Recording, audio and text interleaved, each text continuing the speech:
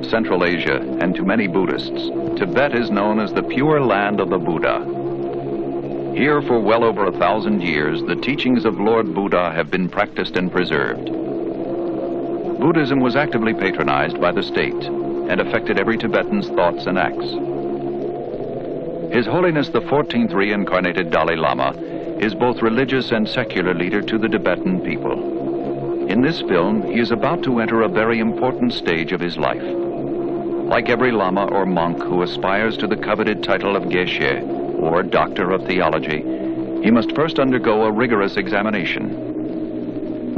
In the valley of Lhasa, capital city of Tibet, His Holiness and his retinue are proceeding on their journey to Ganden Monastery. Accompanied by civil, military, lay, and monk officials, the procession makes a splendid sight for the people of Lhasa gathered to see the departure. Ordinarily, a monk may pass his examination at any of the 3 great monasteries near Lhasa, or at the combined meeting of the monks of these monasteries during the Munlam, or January Prayer Festival. However, as the head of all monasteries, the Dalai Lama must sit for separate examinations at the monasteries of Serat, Drepung, and Ganden, and finally at the Munlam Festival in the central cathedral of Lhasa. At this stage of the journey, His Holiness is transported in the royal palanquin, which Tibetans call pepchong. Close behind the palanquin follow cabinet ministers and the Dalai Lama's personal tutors. Along the roadside are government officials in ancient costumes dating back to the early kings of Tibet and worn only on very special occasions.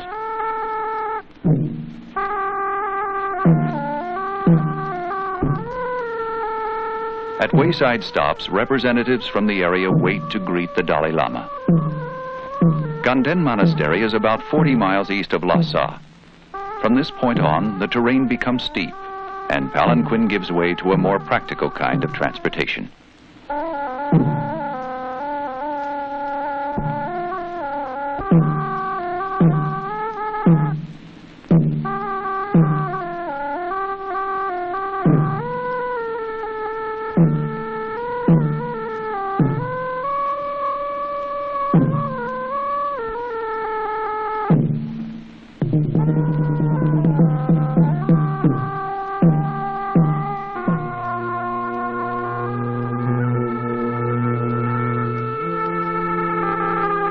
Ganden Monastery, founded by Tsongkhapa in 1409, is the 3rd largest monastery in Tibet, housing 3,300 monks.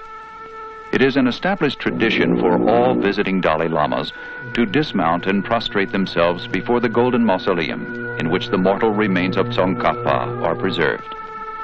Tsongkhapa literally means the man from Onion Land, which is descriptive of his humble beginnings. But he was to become one of the greatest scholars of Tibet, revered as the founder of the Gelugpa sect.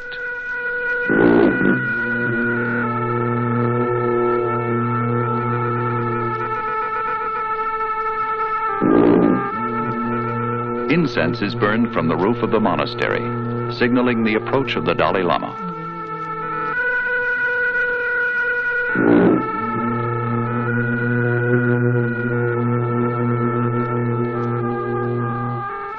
Under the golden roof lies the tomb of Tsongkhapa.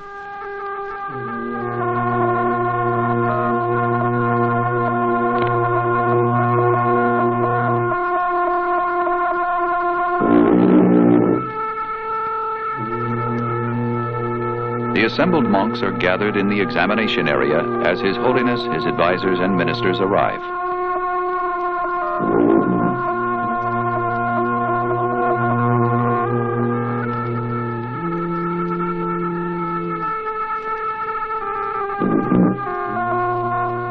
There are many different schools of Buddhist thought in Tibet. However, the difference between them lies solely in their method of teaching and their devotion to the founder or Lama, and in the character of their rituals, not in fundamental religion and philosophy. Their inspiration and goal are the same: salvation or final escape from rebirth, with the attainment of nirvana. And although each sect has its own leader, they are all joined under the guidance of His Holiness the Dalai Lama. There are many orders of Geshe, the highest being the Larampa. On the average, A monk spends 20 to 30 years in hard study at the monasteries in order to pass the examination for the degree of Geshe. The examination is conducted orally and in the form of debates, which cover such subjects as Buddhist philosophy, transcendental wisdom, metaphysics, logic, and dialectics. The debates are attended and judged by the abbots of the monasteries and other learned men. The examination debate proceeds with syllogisms, examples, quotations, in a rapid fire of questions and answers, which testify to the candidate's mastery of the subject. In all religious debate and discussion, the original teachings of Buddha and the commentaries of the Pandits are constantly cited to authenticate the validity of the points being debated.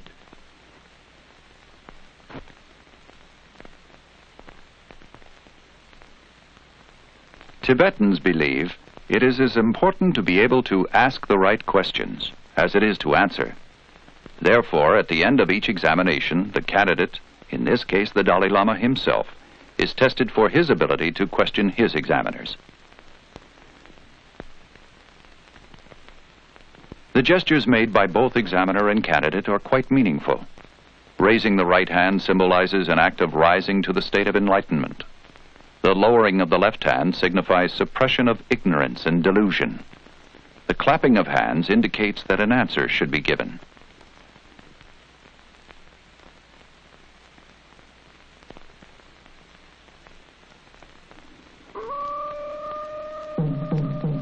The display of banners and awnings signify an auspicious occasion.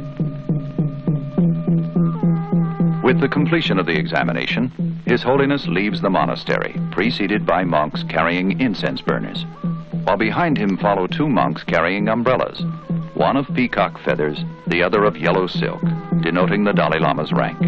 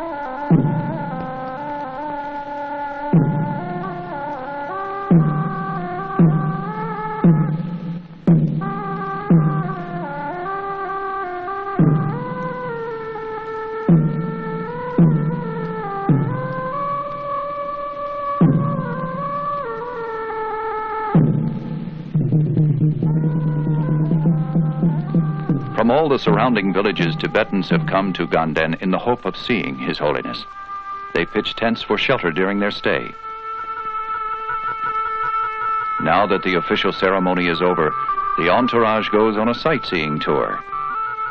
Astride sure-footed yaks, native to Tibet, they climb to the top of Mount Ongkuri.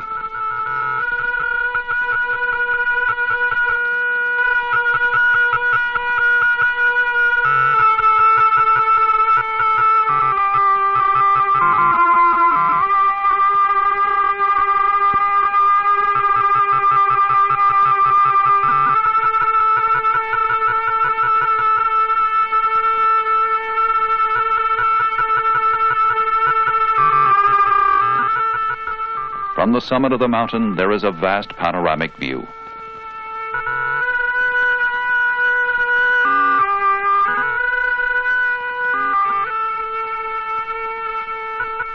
Prayer flags are a familiar sight throughout Tibet. Prayers are printed on paper and cloth and strung across the high mountain passes and peaks frequented by travelers.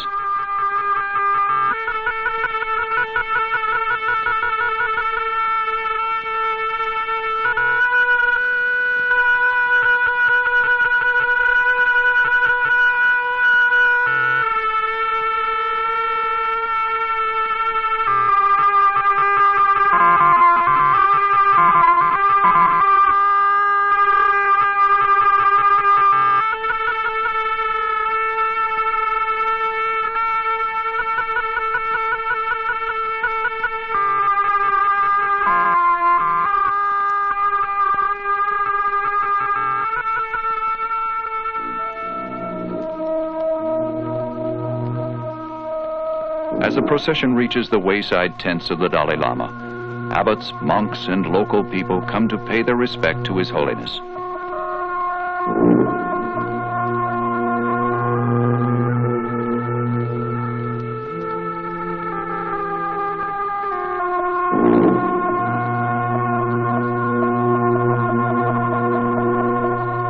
Seated on the traditional shuktre, he receives the visitors, who prostrate themselves on leaving as a gesture of reverence and farewell.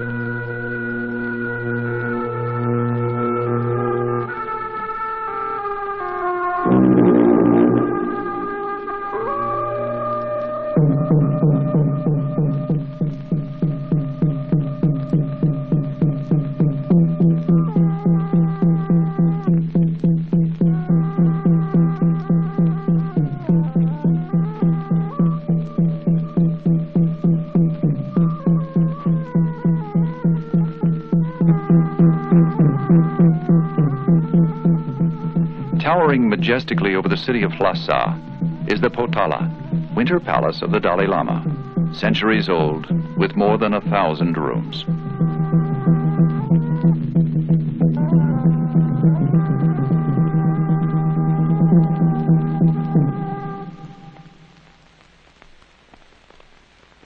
In the heart of Lhasa is Chokhang Cathedral, built in the 7th century by Songtsen Gampo, 33rd king of Tibet. This gigantic cathedral accommodates more than 20,000 monks during the prayer festival. And it is here that the final examination will take place. This most difficult stage of initiation lasts 10 hours, and more than 50 examiners will take part in the questioning.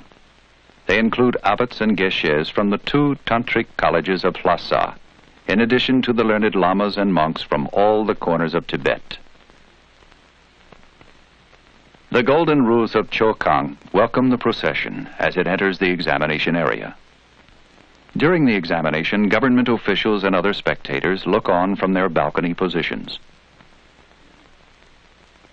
Once more, a lifetime of intensive religious training and reflection on the part of the Dalai Lama is put to test. Many of the questions asked during the debates relate to the 4 noble truths: suffering, the origin of suffering, the cessation of suffering, and the path which leads to its cessation. These constitute the basis of Buddhist philosophy. The question may be asked, is there nirvana, or state of complete enlightenment? Or the candidate may be challenged with the question, how do we know there is an afterlife? The final examination is over, and His Holiness has acquitted himself with honor. With the religious ceremony at an end, government officials take their leave. Now is the time to celebrate the success of the Dalai Lama's examinations and attainment of Geshe.